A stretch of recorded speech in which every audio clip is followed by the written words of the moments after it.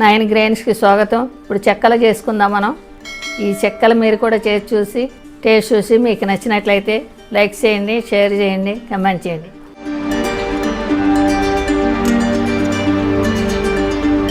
నాలుగు కప్పులు వరిపిండి తీసుకున్నానండి. దీనిలో 1/2 కప్పు మరిగించిన ఆయిల్ పోసుకుందాం.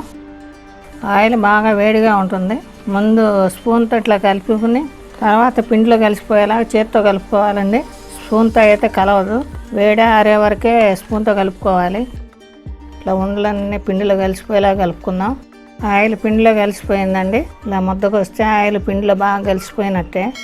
1/2 కప్పు బాగా కడిగి నానబెట్టుకున్న పచ్చెనగపప్పు అండి, 10 రెబ్బలు సన్నగా కట్ చేసుకున్న కరివేపాకు, 1 టేబుల్ స్పూన్ జీలకర్ర, 10 పచ్చిమిర్చి కచ్చా మిక్సీ వేసుకున్నానండి.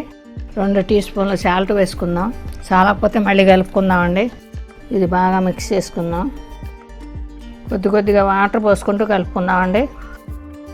సాల్ట్ సరిపోయిందేమో చూసుకుందామండి. ఇంకో టీ స్పూన్ సాల్ట్ వేసుకుందామండి. ఇంకో 1/2 కప్పు వాటర్ పోసుకుందామండి.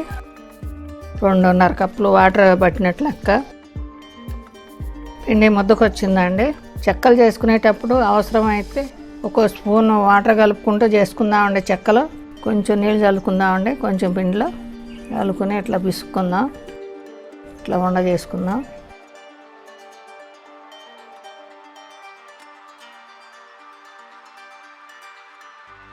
చెక్కలు ఇలా తీసుకుందామండి. మిగతాయి కూడా చేసుకుందాం. స్టవ్ మట్టించి పాన్ పెట్టుకున్నానండి. డీప్ ఫ్రైకి సరిపడా ఆయిల్ పోసుకున్నాను.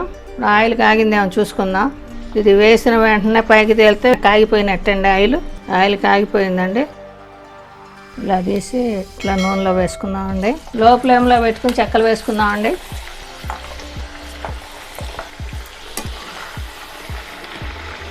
ఇట్లా వెనక్కి ముందుకు తిప్పుకుంటూ సమంగా కాల్చుకోవాలండి.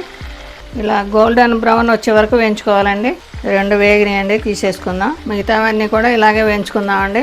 చెక్కలు రెడీ అండి. మనకి ఇష్టమైన షేప్లో చేసుకోవచ్చు. ఈ విధంగా కూడా చేసుకోవచ్చు. ఇలా చిన్న చెక్కలు కూడా చేసుకోవచ్చు. ఈ చెక్కలు మీరు కూడా చేసి టేస్ట్ చూడండి.